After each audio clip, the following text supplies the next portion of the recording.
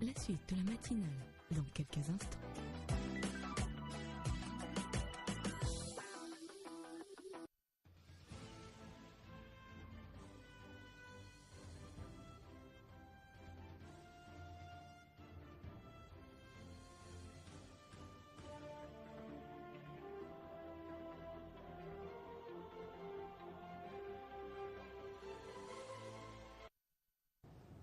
Monsieur Paul Makela, il est de la diaspora congolaise en Belgique. C'est notre premier invité avec nous. Nous allons parler des concertations nationales et bien sûr du point de vue de la diaspora qu'il représente.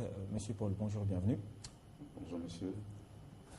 Vous êtes à Kinshasa depuis combien de temps? Sinon, on aimerait bien remonter le temps, savoir depuis quand vous vivez en Belgique. Écoutez, je vais répondre à la question, mais je vais d'abord donner une nuance, clarifier quelque chose. Je suis parmi les Congolais vivant à l'étranger. Hein. J'aime pas qu'on me mette dans le sac de la diaspora. C'est assez péjoratif. Hein. Loin de nous. Il y a plusieurs interprétations. Chacun le cuisine à sa sauce. Voilà. Et puis, voilà, je ne sais pas quelle sauce sera cuisinée. Donc, je préfère qu'on me présente comme étant, monsieur Makela, c'est un Congolais, un compatriote vivant à l'étranger. Voilà, c'est tout. Voilà. Monsieur Makela, alors, voilà. Vous êtes à l'étranger depuis combien de temps? Une bonne dizaine d'années quand même. Hein, une bonne dizaine d'années parce qu'avant, je suis de Kinshasa, j'ai été ici. J'ai fait mes études primaires et secondaires à Kisangani où je suis né. J'ai fait mon université ici. J'ai commencé ma vie active à Kinshasa. Je suis ingénieur en nouvelles technologies de l'information, principalement architecte de solutions. Hein. En système d'information, il y a des architectes dont je suis un. Alors, j'ai appris mon métier ici parce qu'il n'y a pas moyen de professionnaliser, d'accroître les compétences ici. Parce qu'il faut dire qu'ici, les informaticiens sont très peu considérés. On croit que tout ce qui font de la bureautique, qui utilisent des ordinateurs, c'est des informaticiens. Non, mais l'informatique, c'est une science. Ouais. Voilà. Donc, je suis allé me spécialiser et là, je travaille en Belgique depuis 8 ans maintenant en tant que consultant auprès du gouvernement belge, auprès des institutions bancaires et financières. Voilà, pour dire que je suis d'un autre profil de compatriote vivant à l'étranger. Je suis allé pour me perfectionner. Voilà. Depuis lors, j'ai dit, voilà, j'ai assez acquis et puis il faut que je rapatrie le savoir et l'expertise au pays. Et j'ai entamé cette démarche en 2012. Hein, je commence à revenir petit à petit. J'ai créé mon entreprise qui est ici, Bytech Consulting, qui a pour but de proposer des solutions en termes de modernisation dans la gestion, modernisation dans le système d'information de la société, de l'État, des organisations, et puis dans le management organisationnel pour qu'il y ait des procédures qui conviennent, ainsi de suite. Parce que si les décisions sont mal prises, si les résultats sont mal évalués, parce que les informations, les données ne sont pas bien traitées et on n'a pas de tableau de bord. Je peux dire que les dirigeants dirigent un peu à l'aveuglette. Donc, voilà, là, nous pouvons aider à ce que ça s'arrête et qu'on améliore. Vous êtes un modèle de ces Congolais qui vivent à l'étranger et qui ont un regard et qui veulent apporter, qui veulent bien sûr aider la nation au vu de ce que vous venez de me dire. Ça, c'est un apport considérable et pas des moindres. Venons-en aux concertations. Aux concertations, c'est d'autant plus que c'est notre sujet. Mais avant qu'on en arrive aux concertations, je vais quand même dire quelque chose. Ce qui m'a redonné l'intérêt de revenir, parce que j'étais ici, c'est la vision de la modernité. Quand j'ai entendu que voilà, le président de la République l'a inscrit parmi ses objectifs, j'ai dit voilà, quelque part on peut se retrouver. Parce qu'honnêtement, quand j'étais ici, j'ai travaillé même pour le dialogue intercongolais, j'étais secrétaire général adjoint, ainsi de suite.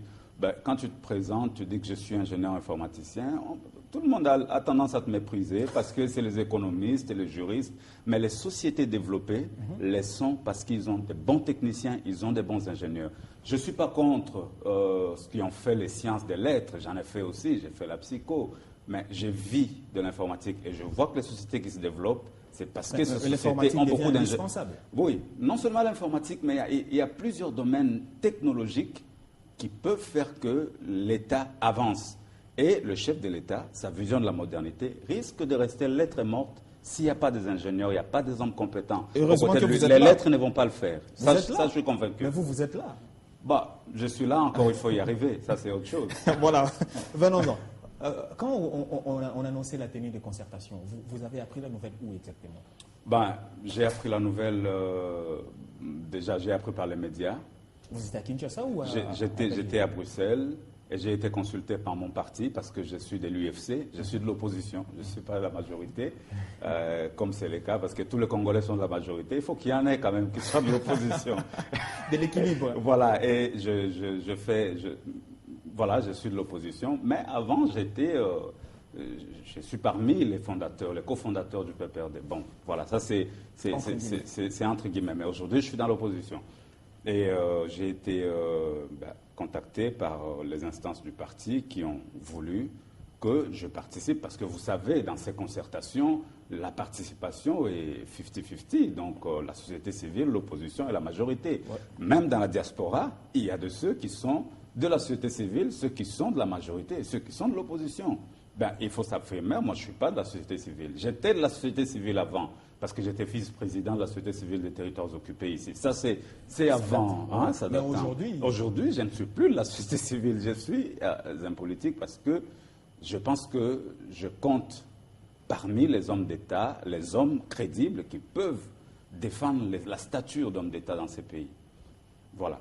Et là maintenant, vous êtes concertateur aussi. Là, je suis délégué aux concertations nationales. Je représente, une frange de Congolais vivant à l'étranger qui ont une autre perception, qui veulent bâtir, qui veulent faire avancer les choses. Le danger que nous avons dans ces pays, c'est quoi? C'est que la politique supplante tout. Le danger que nous avons également à l'étranger, c'est qu'on pense que travailler pour son pays, c'est être forcément politique ou d'obédience X, Y. Moi, je suis un technicien à la base. L'opposition aura besoin de moi, la majorité aura besoin de moi. Je ne veux pas priver le Congo de mon savoir et de mon expertise parce que je ne partage pas la politique menée par la majorité. Ça, c'est toute la différence. Donc, voilà. Il y a un peu d'amalgame comme cela et il faut que l'on fasse la part des choses. Cet amalgame qui conduit aujourd'hui à l'acharnement. C'est cet amalgame qui conduit aujourd'hui à l'acharnement. C'est cet amalgame qui a brisé l'élan de la cohésion nationale. C'est cet amalgame qui a créé un vrai clivage, le clivage social, le clivage politique, le clivage des tendances, ainsi de suite.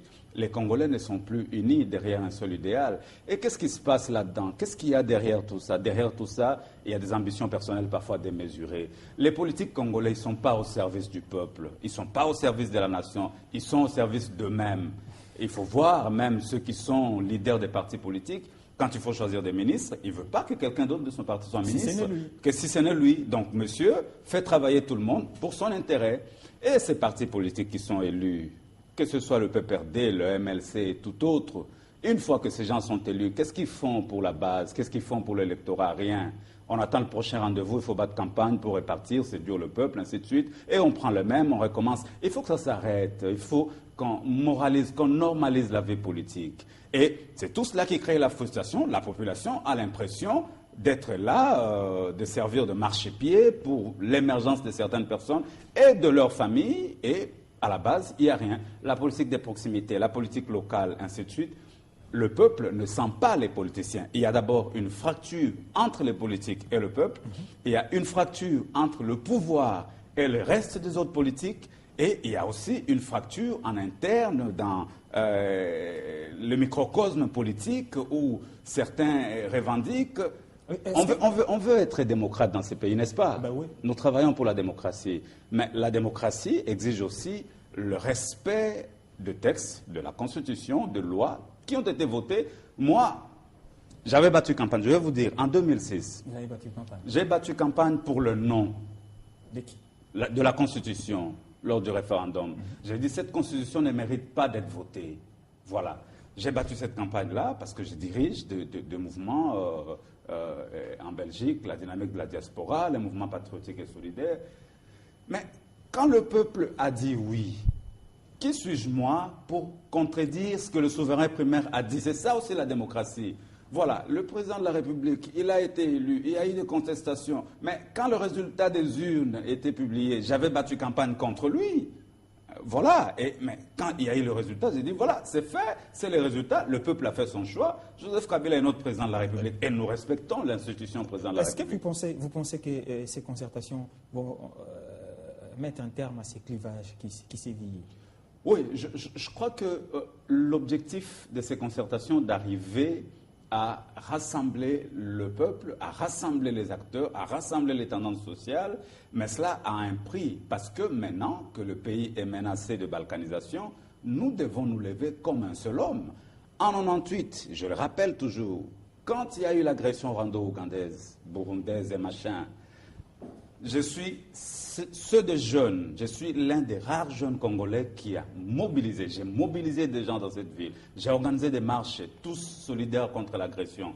J'ai organisé des grandes rencontres au Palais du Peuple. Ceux qui sont de la politique, qui ont commencé la politique à cette époque-là, parce que j'ai soutenu Mouzé, moi. J'ai soutenu le président Joseph actuel. Voilà. Alors, vous êtes un peu caméléon. Je ne suis pas caméléon. J'ai une couleur politique. J'ai dit que je suis de l'opposition. Mais j'ai dit que mes débuts... Aujourd'hui, oui. Aujourd'hui, je suis de l'opposition, mais mes débuts, je les ai faits. Il n'y avait même pas de majorité présidentielle à l'époque. Voilà. On a fait l'éveil patriotique. Nous avons participé à la création du PPRD. La majorité s'est formée tout après. Il y a de ceux qui en jouissent. C'est très bien pour eux. Nous, on est dans l'opposition. Quelques séquelles? Non, je n'en garde pas de séquelles. Je suis plus serein. Je suis tranquille. Je suis droit dans mes bottes. Je sais regarder tout le monde dans les yeux. Nous nous croisons dans les concertations. Je connais tout le monde me connaît. Voilà. On se croise, on se dit bonjour, on n'est pas ensemble, mais la nation est commune. Nous avons le Congo comme une nation commune. Pour vous dire qu'aujourd'hui, face à la balkanisation, à la menace de balkanisation, moi, c'est des appels auxquels je ne résiste pas, parce que j'aime le Congo. J'aime ces pays et je veux que nous puissions rester congolais. Donc, si j'ai plus le Congo, je n'ai plus rien d'autre. D'autres peuvent se retrouver ailleurs, mais moi, je n'ai que le Congo. J'ai appris qu'une seule chose. Alors, je me bats depuis des années à défendre ces pays, même au prix le plus fort. Et là, je crois que tout Congolais qui aime la nation doit se surpasser, mettre de côté ses ambitions politiques. Évidemment qu'on en profite. Donc, les concertations nationales, c'est pour arriver à prendre en compte les revendications des uns et des autres, à faire un état des lieux, pour que nous n'ayons plus de crise en interne, que nous disions que voilà, en interne, politiquement, socialement, on est d'accord, nous sommes ensemble, nous sommes unis pour défendre la nation. Parce que l'ennemi peut profiter de nos divisions. L'ennemi peut profiter. Vous savez qu'il y a des gens, des opposants autoproclamés présidents et autres, qui sont allés consulter le Rwanda pour que le Rwanda les aide à avoir l'impérium du pouvoir. Et c'est ces mêmes personnes qui refusent aujourd'hui de venir aux concertations. Je trouve que c'est absurde. Je trouve que c'est injuste vis-à-vis du peuple congolais. Est-ce qu'en interne, il y a un travail de fond, vous, en tant que participant à ces concertations? Vous êtes vraiment en train de travailler aux attentes de toute cette population Si, nous avons reçu un cahier de charges bien fourni, avec de guides, des paramètres très très importants pour la vie nationale. J'ai là le document que le président m'a présenté sur les états généraux. Et toutes les questions de la vie sociale et politique sont abordées. La question de la bonne gouvernance, la transparence, le rôle de partis politiques au sein de la société, la modernisation de l'administration publique. Je suis fier d'être là parce que je veux enfin donner ma vision. Hein. Je veux donner ma vision sur la modernisation. J'ai vu qu'il y a des ordinateurs qui s'achètent. J'ai assisté, ma société a participé à des appels d'offres. Mais j'ai dit, c'est pas ça.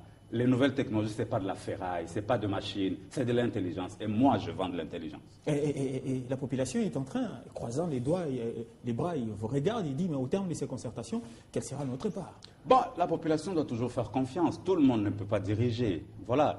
Mais le problème, ce n'est pas la population. La population a fait confiance à des hommes, mais le problème, c'est les personnes à qui la population a fait confiance, qui doivent être moralisées, qui doivent savoir qu'ils sont au service du peuple. Nous devons ramener la politique au service de l'intérêt général et non la nation au service des individus assoiffés et égoïstes. C'est ça le problème. Voilà. Monsieur Paul Makela, merci. Ben, je vous remercie, mais je crois que vous n'avez pas posé toutes les questions. Bon, je vous ai empêché de poser des questions. Pas du tout. Voilà. Pas du tout, sauf que... Voilà un journaliste qui arrive à bout et s'il n'a plus de questions à poser. Voilà. Pas du tout, je respecte plutôt le temps nous est parti. Ah d'accord, je vous remercie. Parce que ce n'est pas une émission consacrée seulement à votre thématique. Donc, il y en a plein d'autres. Donc le message, c'est que les concertations sont là. Ceux qui aiment le Congo doivent venir et doivent revenir. Il ne faut pas qu'on clame tout haut, je suis patriote, j'aime le Congo, mais quand la nation est en danger et qu'elle a besoin de nous, nous mettons en avant-plan d'abord ceux qui se disent hyper patriotes, ceux qui sont dans les camps du refus. Mais ça m'étonne qu'il y a des individus ou des partis qui réclament d'autres négociations, d'autres dialogues. Alors vous comprenez qu'il y a des concertations, on ne vient pas et on veut un autre dialogue, voilà, on fait des enchères parce que ces concertations dans leur format avec le présidium, ça ne plaît pas à tout le monde. On se quitte avec cette dernière question. Je vous en prie. Est-ce que vous ne créez pas des problèmes quand vous tenez de tels propos? Vous aurez la facilité de vous rendre encore en Belgique? Ah, ça c'est une très bonne question. Et j'ai répondu hier à un journaliste, je tiens ces propos parce que le chef de l'État a dit que nous avons l'immunité, nous pouvons dire ce que nous pensons. Donc le président de la République l'a dit dans son discours, il dit les délégués, les participants, ils ont la liberté de s'exprimer. Je respecte la loi, je n'ai enfreint aucune loi, parce que si j'enfreins la loi, là ça devient autre chose. Mais là, je suis libre d'exprimer mon point de vue. Et si l'on m'empêche de sortir, bon, voilà, je dirais en Belgique, je dirais partout, voilà, ça n'a pas changé. Merci, voilà. Monsieur Paul Makela. Okay, l'un des Congolais vivant à l'étranger, ouais. Pour ne pas dire diaspora. Comme je vous suis le Congolais vivant à l'étranger. Et nous voulons la double nationalité. Nous voulons que les Congolais de l'étranger puissent avoir la possibilité de voter. Nous voulons qu'on s'organise parce que c'est nous qui soutenons cette économie. La diaspora, les Congolais de l'étranger soutiennent l'économie à plusieurs milliards d'euros. Pourquoi ça doit aller chez Western Union? Merci, Monsieur Paul Makela. Merci. On en vient à la deuxième thématique. Ce matin, nous parlons du TP Mazembe qui joue un match très important. C'est week-end, c'est samedi d'ailleurs. Et on sera tout à l'heure avec M. Damien Simbi, représentant du TP ici à Kinshasa. Il va nous en donner de plus amples détails. Comment se prépare cette équipe? Quel est le moral qu'affiche les Corbons en ce moment? C'est juste après ceci.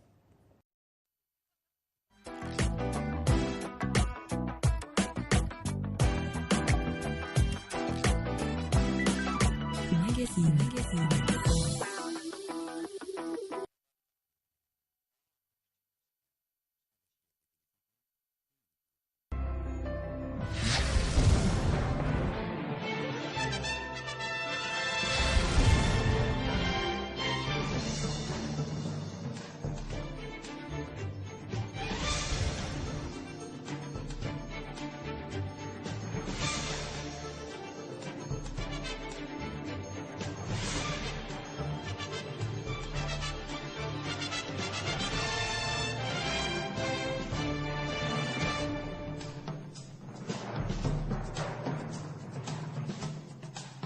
Merci de votre fidélité. Bienvenue à ce magazine. Invité à la une qui reçoit Paul Makela. Il est cadre de l'UFC, il est de l'opposition, délégué aux concertations nationales. C'est ça, bienvenue. Merci. Également, vous êtes un opérateur économique. C'est cela. Ai-je oublié? Je suis architecte de solutions en nouvelles technologies de l'information et de la communication. Ah oui. Très bon. Architecte de solutions. J'ai une entreprise basée au Luxembourg et on vient d'ouvrir une branche ici en RDC. En RDC. Congolais vivant donc à l'étranger. Voilà. Vous êtes de la diaspora? Je vis à l'étranger. Ah, vous n'aimez pas le terme diaspora? J'aime pas, c'est assez péjoratif. Ça ressemble à... C'est comme si on était assimilé à la barbarie. Oui, on est assimilé à un peu de tout. Donc, je ne vais pas porter les échecs des uns et des autres. Donc, chacun a son profil. Et j'aime bien qu'on me présente ainsi. Je vis à l'étranger. Ce n'est pas un péché pour autant. Exactement. Alors, vous arrivez au pays au moment où vraiment l'actualité est bouillonnante. Et c'est au moment des concertations nationales. Vous êtes délégué. Vous vous êtes retrouvé dans quel groupe thématique? Moi, je suis dans les groupes thématiques économiques et financières. Économie, finance et secteur productif. Et secteur productif. Oui. Ma toute première question, vous venez de l'étranger, opérateur économique, mais ce sont des charges qui reviennent au gouvernement. L'économie, les finances et puis les secteurs productifs. Qu'allez-vous apporter de plus? Écoutez, c'est des cadres qui reviennent au gouvernement, mais il faut s'en référer au décret présidentiel. Exact. C'est le président qui nomme le Premier ministre. Le président, c'est le garant de la République. le garant de la nation. Le président de la République a décidé que les concertations aient ces 5 thématiques. C'est des matières qui concernent le gouvernement. Mais pourquoi est-ce que ça doit être discuté? Parce que le dialogue, les concertations nationales, c'est une activité citoyenne où les citoyens se retrouvent pour se parler. Mais nous sommes africains, dans la politique de l'arbre à palabre chez nous. Pourquoi est-ce que les sages se réunissent sous un arbre? C'est quand il y a un problème qu'on ne doit pas résoudre à l'extérieur, que les autres, ceux qui ne sont pas de la famille, ne doivent pas savoir. Alors là, nous nous retrouvons tous comme Congolais pour venir à l'assaut de la République. Et les problèmes qui se posent en RDC, il y a une crise multisectorielle. C'est pourquoi, quand vous me posez la question, pourquoi est-ce que vous parlez de l'économie et des finances? Nous parlons de l'économie et des finances, le chef de l'État y a pensé, parce que dans les paniers de la ménagère, ça n'a rien changé. Il y a la croissance économique, mais la répartition des richesses n'est pas équitable. Vous voyez aujourd'hui qu'il y a des fractures sociales importantes. Il y a des gens qui deviennent très riches du coup, et il y a des pauvres, des très pauvres. Voilà. Alors, nous devons penser à cela. Et pensez-vous que ces concertations peuvent apporter tout ce que le peuple attend, tout ce que le peuple attend des gouvernants et qu'il ne trouve pas, où il n'y a pas de réponse aux questions du peuple, c'est maintenant l'occasion de le soulever. Il faut faire le diagnostic. C'est dû à quoi? Peut-être que c'est le mode de gouvernance qui n'est pas bon, peut-être que c'est le fonctionnement des institutions qui pose un problème. Donc nous sommes là pour analyser les raisons pour lesquelles il y a toujours violation de souveraineté nationale. Nous avons des frontières qui sont complètement poreuses, et voilà. Nous avons des problèmes économiques sur le plan de la santé, des groupes armés, ainsi de suite. Pourquoi est-ce que ces problèmes persistent et perturbent la vie nationale? Aujourd'hui, il y a une bipolarisation de la vie sociale, de la vie politique, même de la nation. Même nous, là où nous sommes logés, nous sommes dans des hôtels, mais vous sentez qu'il y a une bipolarisation. Ceux qui appartiennent à la majorité, ils viennent dans l'esprit de dire que voilà, on est au pouvoir, tout va bien. Vous n'avez pas de leçons à nous donner. Et c'est la question que je veux vous poser. Et nous ne venons pas dans un esprit concurrent. Nous ne sommes pas dans vous voulez apporter quelque chose? Oui, nous ne sommes pas dans ces négociations pour la conquête du pouvoir. Tout comme les concertations, la finalité, ce n'est pas la formation d'un gouvernement. Donc, on est dans deux démarches qui sont différentes, parce que nous avons une démarche citoyenne pour venir au chevet de notre pays, mais les autres, ils ont une démarche vraiment, ils se disent, voilà, on est dans la bataille, on veut nous bousculer. Je vous pose cette question. Vous ne venez pas en concurrent, vous, surtout de l'opposition, face aux gens de la majorité. Qu'est-ce que vous leur reprochez et qu'est-ce que vous voulez proposer? Ben, la question, c'est de poser qu'est-ce qu'ils se reprochent, eux, parce que ce n'est pas nous qui avons convoqué. C'est vous qui voyez de l'autre côté. Voilà. Ce que nous voyons, nous, c'est qu'il y a des problèmes de gouvernance en général. Exact. Les institutions, la manière dont les institutions fonctionnent aujourd'hui ne répond pas à ce qui est apaisement. Vous savez, nous sommes agressés à l'Est. Mais si vous allez dans le fond du problème, pourquoi est-ce que le M23 a pris les armes? Ça peut être péjoratif, les raisons peuvent être multiples, mais le fait est qu'ils ont pris les armes parce qu'ils ne sont pas contents. Ils sont soutenus par des adversaires, des ennemis, des voisins, qui s'appuient sur des problèmes internes aux Congolais. Voilà. Donc, les étrangers... Paul, vous ne justifiez pas le mal. Non, je ne justifie pas le mal. Les étrangers, qu'est-ce que je peux dire? Les étrangers profitent un peu de la situation. Ils savent qu'il y a un groupe de militaires frustrés ou mécontents quelque part. Ils instrumentalisent ces gens et ils profitent de l'occasion pour violer la souveraineté nationale. Alors, la démarche, elle est double. Je crois que le président, lui, le président de la République, il a vu juste. Pour régler la crise, nous avons une solution politique, nous avons une solution diplomatique et une démarche militaire. Ici, nous sommes dans la phase où nous recherchons des solutions politiques. Quand il y a des problèmes dans un pays, c'est parce qu'il y a des frustrations. Pourquoi il y a des frustrations? Parce que le peuple et nous qui observons les autres dirigés, nous disons que voilà, ça ne se passe pas très bien. Vous ne voulez pas le dire à des mots clairs. Vous dites ceux qui dirigent, eux, ils gagnent et la population est pauvre? Non, je ne dis pas que ceux qui dirigent gagnent. Hein. Je respecte les dirigeants. Hein.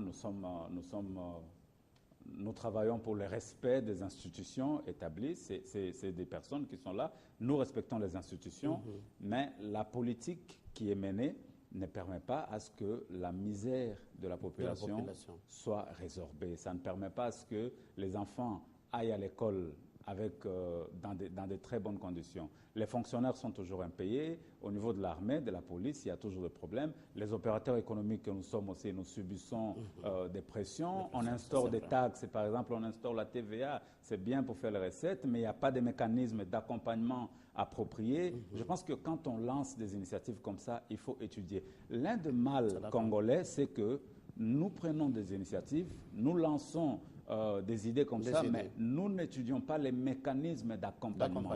Il y a beaucoup de mesures qui sont prises, qui sont peut-être des bonnes mesures, mais quand ce n'est pas bien accompagné, la population perçoit comme si c'est une torture, c'est une menace à la paisibilité du citoyen. Exactement. Alors c'est là que nous voulons prendre le temps de discuter, de voir. Le gouvernement a pris des initiatives qui ne sont peut-être pas toutes mauvaises, mais c'est la mesure d'accompagnement qui n'est peut-être pas à la hauteur. Et c'est là qu'on a besoin de l'expertise de tous les Congolais. Du point de vue politique, législatif et tout cela, vous savez qu'il y a toujours des partis d'opposition qui n'ont peut-être pas gagné les élections, ça peut être aussi ça, mais qui se disent que voilà, il y a eu un putsch institutionnel, on nous a volé la victoire, ainsi de suite. Bon, mais malheureusement aujourd'hui, quand nous nous réunissons pour parler, ces partis qui ont gagné les élections selon les uns devraient être avec nous. Parce que les meilleurs endroits où l'on peut faire valoir sa cause, c'est dans ces genres de concertations. C'est pourquoi nous disons, nous nous mettons ensemble. Nous venons de très loin. Nous avons traversé plusieurs pays pour être là, pour venir apporter notre pierre à l'avancement de la nation. Mais il y a nos compatriotes qui sont ici, qui peuvent juste prendre une voiture ou un taxi et arriver, mais bon, ils ne les font pas. C'est leur choix, c'est leur opinion, mais nous avons le peuple qui est souverain, qui est au-dessus de tout cela. L'intérêt national doit être au-dessus de tout calcul politicien. Ça, c'est vrai. J'aimerais savoir, avec les milliers de gens qui sont en train de nous suivre, ça se passe comment dans votre groupe thématique? Tout est calme? Tout est calme jusque-là, hein, ça se passe bien. Parce que nous avons fait des exposés, nous sommes en plein état des lieux de la situation économique du pays. Nous avons fait des interventions pour montrer ce qui ne va pas dans la RD Congo. Et qu'est-ce qui ne va pas? Non, parce que le gouvernement, des fois, ils n'ont peut-être pas le temps d'écouter les Congolais. Hein. Même le président de la République, il n'a pas le temps d'entendre tout le monde. Hein. Donc là, c'est une occasion où tous les Congolais disent, voilà, ça ne va pas. Il y a trop de taxes, il y a trop d'impôts. Vous savez que dans le système fiscal congolais, nous sommes imposés à plus de 70% du chiffre d'affaires ou même de la marge bénéficiaire. Je vis en Belgique, je suis opérateur économique. En Belgique, on est imposé à 40%, c'est trop. Et là, je viens de délocaliser mes activités. Au Luxembourg, on est imposé à 23%. Vous imaginez l'écart qu'il y a. Donc, l'État impose plus qu'il n'en faut. Et l'État n'a pas tous les moyens, tous les outils pour contrôler, pour faire la collecte de la taxation et faire des contrôles, le suivi qu'il faut, parce qu'ils ne sont pas outillés pour. Alors, qu'est-ce qui se passe? On laisse les opérateurs économiques à la merci des contrôleurs des recettes, des contrôleurs fiscaux qui viennent, qui pénalisent comme ils entendent, ainsi de suite. En fin de compte, ce n'est pas encourageant d'investir en RDC. On dit, voilà, il y a un climat d'apaisement. Pourtant, on parle de climat d'affaires apaisé. Climat d'affaires apaisé, c'est loin d'être le cas. Si c'était le cas, il y aurait eu beaucoup d'investisseurs. Mais peut-être que le gouvernement a des bonnes intentions. Vous savez, un autre problème qu'il y a dans ceux qui dirigent aujourd'hui, c'est qu'ils ne communiquent pas assez. Je pense que la majorité, ils passent le temps à faire de la communication propagandiste et clientéliste. La communication autour des idées pour défendre ce que le gouvernement, ce que la majorité présidentielle fait, n'est le pas. Il n'y a pas ce genre de communication. Alors, pour nous qui sommes extérieurs, voilà, on se dit, ben, il n'y a rien. Et puisqu'il n'y a rien, les choses ne marchent pas. Mais quand on s'approche, peut-être qu'ils ont des bonnes choses qu'ils ont fait. Mais ici, nous sommes là pour qu'on arrive à un compromis. Nous sommes là pour que nous puissions nous faire des concessions. Vous savez, un pays comme la Belgique, le royaume de Belgique par exemple, exact. Oui, la Belgique a passé plus de 2 ans sans gouvernement. Mais parce qu'ils ont des institutions fortes, le pays continue à tourner. Aujourd'hui, si ici au Congo, il n'y a pas de gouvernement pendant 6 mois, tout est verrouillé. Regardez même pendant la concertation ici, comme les ministres sont plus dans la concertation, ainsi de suite. Il y a des dossiers qui n'avancent pas, il y a des dossiers qui ne signent pas. Eh bien, un État, il ne fonctionne pas comme ça. La machine administrative de l'État doit être bien organisée, doit être huilée pour être vraiment en dehors de la politique. Et dans la thématique économique, nous parlons aussi de la dépolitisation de l'économie et du portefeuille de l'État. Les entreprises publiques qui sont au service des citoyens, qui sont appelées à rendre des services. Parce qu'après tout, pourquoi est-ce que nous sommes élus? Pourquoi est-ce que quelqu'un est élu? C'est pour qu'il soit serviteur de la nation, pour qu'il sache rendre service aux citoyens. Mais si nous regardons comment nos citoyens vivent, est-ce que nos dirigeants ils rendent service à la population? Et même les entreprises publiques qui ont vocation d'être des services d'utilité publique, ils ne remplissent pas correctement leur mission. Alors, nous sommes là, nous disons, nous devons réformer cela. Est-ce que la manière dont les entreprises publiques sont conduites, c'est une manière qui leur permet d'atteindre deux objectifs? Ils ont deux objectifs. C'est des sociétés qui doivent faire des bénéfices, parce que c'est des entreprises. Mais la clientèle, c'est la population. Il faut qu'il y ait la satisfaction de la clientèle. Aucune entreprise au monde ne peut survivre si sa clientèle n'est pas satisfaite. Il n'y a qu'au Congo où les consommateurs sont dépourvus de toute protection. Nous parlons aussi dans cette commission de la structure des prix, des contrôles des prix. Qu'est-ce qui fait que le prix d'une même denrée peut augmenter autant que l'on veut? Ce matin, j'ai pris un taxi. J'ai pris un taxi ce matin. Le monsieur me voit et me dit, voilà, 5 000 francs. Je lui dis, mais en fonction de quoi?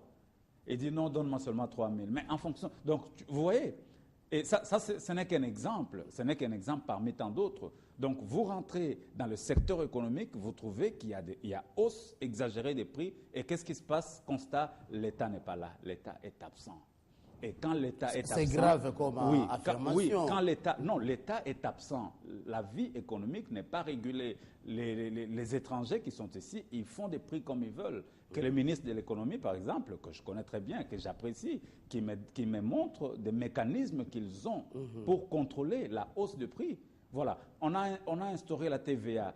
Qu'est-ce qui ça fait? La conséquence, c'est quoi? C'est que la population paye plus. Les consommateurs payent plus.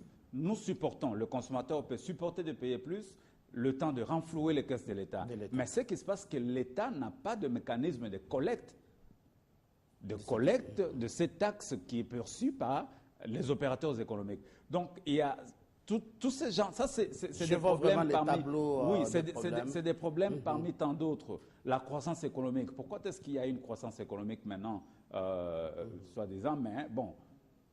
On ne voit pas l'effet dans la société. Hein, vous voyez, on investit dans les infrastructures, le chef de l'État le fait, mais est-ce que c'est des infrastructures qui vont vraiment aider à rebooster notre économie? C'est aussi question des investissements ciblés par rapport aux besoins. Et aussi la priorité, parce qu'il faut prioriser les dépenses. Toutes les dépenses ne peuvent pas être faites en même temps. Est-ce que vous vous posez cette question? On commencerait par quoi? On ne peut pas ordonnancer les dépenses simplement en fonction de l'influence qu'un ministre ou qu'une autorité a, mais il faut qu'il y ait des priorités objectives. Si nous voulons qu'il y ait la gouvernance dans la transparence exige que les règles de gestion, les mécanismes de gestion soient clairs, que nous soyons gouvernés par des règles claires. Alors là, pour encourager, soutenir la démocratie, nous de l'opposition, nous par exemple à l'UFC, nous disons notre apport serait ce qu'on parte vers une démocratie consensuelle. Pourquoi? Parce que si nous continuons à... Une démocratie consensuelle. La démocratie consensuelle. Et ça existe au monde. Vous voulez une nouvelle encore formule en RDC? Non, la démocratie consensuelle existe en Belgique. Et pourquoi vous ne voulez pas que ceux qui gagnent les élections, comme c'est le cas pour l'instant, ils dirigent jusqu'à la fin de leur mandat? Non, je donne un exemple. L'exemple de la Belgique. La Belgique, il y a le parti de Bart de Wever, la NVA, qui a gagné les élections. Exact. Mais tant qu'il n'y a pas la négociation communautaire, pourquoi est-ce qu'en Belgique, ils le font? Parce qu'il y a le poids entre les communautés. Les Wallons sont à 40%.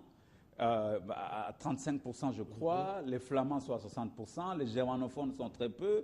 Alors, ils sont partis d'un principe comme quoi il ne faut pas qu'une communauté soit défavorisée au profit d'une autre.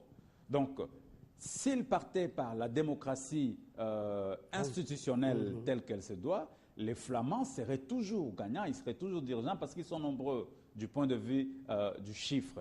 Alors, ils se disent, voilà, on doit bâtir notre nation autrement. C'est le consensus, c'est les négociations. Il faut qu'on crée l'équilibre entre les régions, les communautés, ainsi de suite, au-delà de l'élection. Donc maintenant, ici, en RDC, quand il y a des problèmes comme cela, nous disons, mais une démocratie consensuelle ne serait pas plus mal dans la situation dans laquelle nous nous trouvons. Avec plus de 400 ethnies. Parce que nous avons plus de 400 ethnies qui ne s'entendent pas. Je viens d'apprendre, par exemple, le Présidium a demandé, parce que les femmes se sont plaintes quand on a instauré le bureau. On dit, voilà, dans le bureau, il n'y a pas de femmes. On leur a dit désigner 10 représentants en plus. Mais sur les 10 représentants, il y avait 80% qui étaient des Kassayennes. Voilà, un exemple. Hein. Mais c'est elle qui était... C'est pas leur problème. Voilà, un exemple. C'est elle qui était présente. Alors maintenant, le jeu de l'équilibre, parce que la géopolitique, c'est également un enjeu important dans la conduite d'une nation. Parce qu'on ne doit pas frustrer pas les ethnies, les provinces. Mais vous dites une chose et son contraire, on ne doit pas frustrer, mais on doit privilégier les compétences. On privilégie les compétences, mais les compétences, il y en a partout. C'est question de les chercher, vous le trouverez.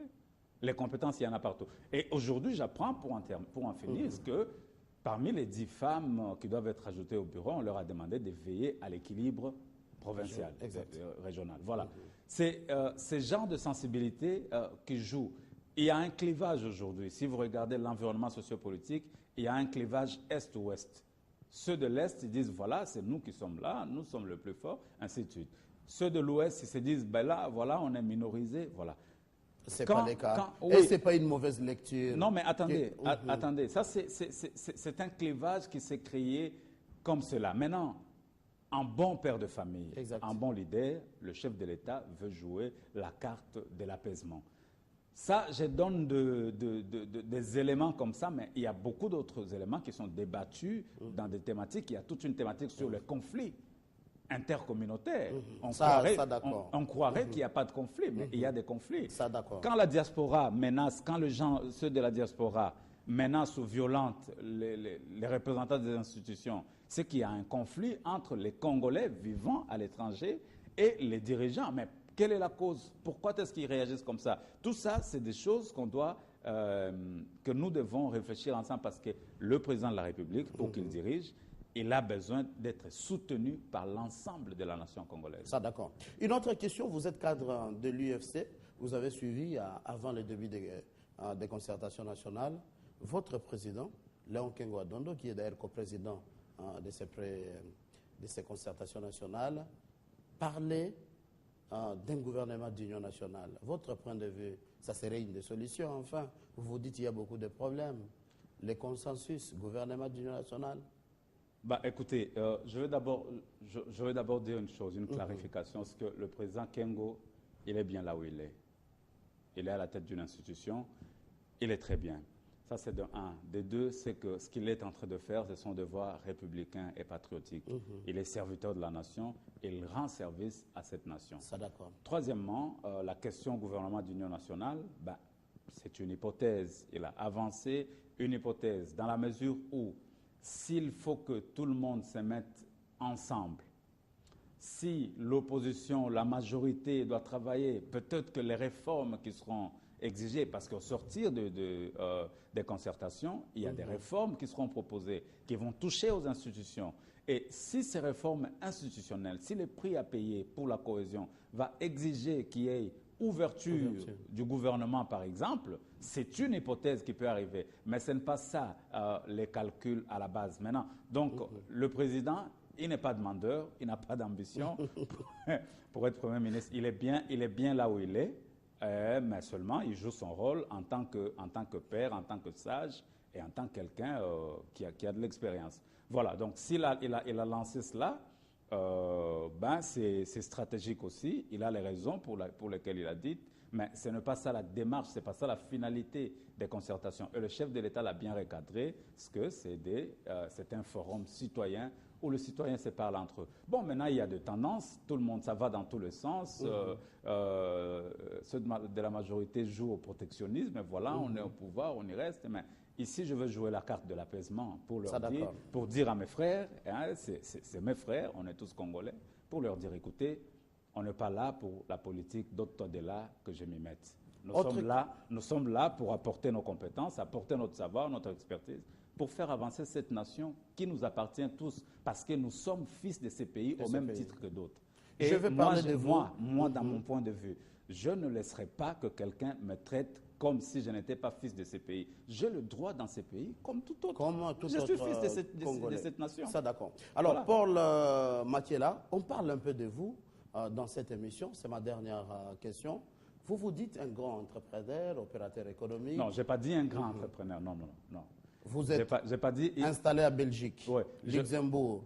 Oui. Vous vous dites, pour entrer dans votre pays, il faut seulement entrer dans la politique. Pourquoi ne pas venir seulement dans le cadre des affaires?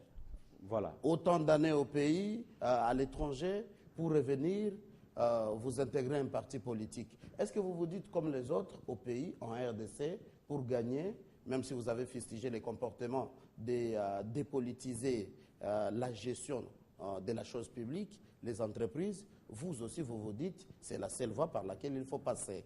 Je deviens cadre de l'UFC. Voilà, premièrement, bon, c'est peut-être parce que c'est la première fois qu'on se rencontre, on ne se connaît pas. Je ne suis pas devenu cadre de l'UFC pour des raisons économiques. Pour votre information, je suis militant dans ces pays. Depuis que Mouzé a fait la révolution, je suis parmi les jeunes qui ont accompagné, qui ont soutenu Mouzé pendant la révolution ici. Et comment c'est chavirement de Mouzé à l'opposition rapidement? Laissez-moi terminer. Donc, je ne vais pas commencer à le répéter chaque fois. Donc, je suis un patriote. J'ai fait l'éveil patriotique ici avec Mouzé. J'ai été délégué du gouvernement au dialogue intercongolais. J'étais secrétaire général adjoint chargé de la commission préparatoire du dialogue. J'ai représenté le gouvernement, mon pays, dans plusieurs instances de négociation, pour vous dire que je ne suis pas novice en politique. Je ne viens pas de commencer. Je suis dans la politique depuis bientôt 15 ans. Voilà. Des deux, comment est-ce que je suis à l'UFC? Je suis à l'UFC parce que j'ai arrêté d'être avec mes frères de la majorité. Bon, à l'époque où j'étais là, la majorité n'existait pas. Il y avait le PPR naissant. Oui, du pouvoir. Il y avait le PPR naissant. La majorité, c'est un néo-concept. Hein. C'est quelque chose de nouveau. Non, je n'ai pas été lésé. Non, ils font leur travail. Je n'ai pas été lésé. Je suis parti de là parce que j'ai vu que du point de vue idéologique, ça ne collait plus. Donc, je ne trouvais pas mon compte, je ne trouvais pas la ligne à suivre. Mais je ne suis pas dans cette guerre. Ce n'est pas ça le plus important. Le fait que je sois du PPRD, que je ne le sois plus, que je sois de l'UFC, ce n'est pas ça le plus important. Le plus important, c'est le Congo. Et le plus important, c'est être disponible au service de la République. Je suis au service de la République et au service du peuple congolais depuis plus de 15 ans aujourd'hui. Je crois que c'est le plus important. Et le plus important pour moi, je suis opérateur économique parce que je choisis de le faire. J'ai de l'expertise. Mon niveau d'expérience, j'ai 15 ans d'expérience en nouvelles technologies. Exact. En Europe, quand tu as ce genre d'expérience, tu ne peux plus, tu ne vas pas dire que non, je reste employé. Tu commences à vendre tes compétences autrement. Et aussi pour dire, vous êtes prêt à assumer d'autres hautes fonctions si on vous les donnait dans ces pays. Bon, écoutez, les Européens, je crois que les Européens, ils sont plus méticuleux que nous. Hein. Ça, je le remarque. Hein. Exact. Ils m'ont fait confiance. J'ai un profil approuvé. J'ai été consultant à la Commission européenne. J'étais consultant au gouvernement wallon, au gouvernement francophone. J'ai été consultant pour la Banque de New York, la Banque Fortis. Donc, voilà. Exact. Si des grandes institutions nous font confiance, mon devoir moral aujourd'hui, c'est de me dire, cette expertise, je dois la rapatrier chez moi, dans mon pays. Et l'un des canaux par lesquels je peux rapatrier mon expertise, c'est par une entreprise. Parce que via l'entreprise... Pas par la politique. Non, par l'entreprise. Parce que via l'entreprise, je veux communiquer, je veux aider les jeunes Congolais à monter en compétences. Qu'ils aient les mêmes capacités et qu'ils rendent les services de qualité. Parce qu'on en a marre de payer. Nous payons beaucoup, trop, nous payons cher, mais nous avons parfois des résultats qui ne vont pas. La politique, c'est ma vocation. Je suis politicien, je suis un homme d'État. Il n'y a pas de conflit entre la politique et les affaires. Il n'y en a jamais eu. Donc, voilà. Paul Makiela, cadre de l'UFC, vous êtes de l'opposition, délégué aux concertations nationales, opérateur économique. Merci d'avoir répondu à notre invitation. C'est moi qui vous remercie. Mesdames et messieurs, très bonne suite de nos programmes sur Télé 50.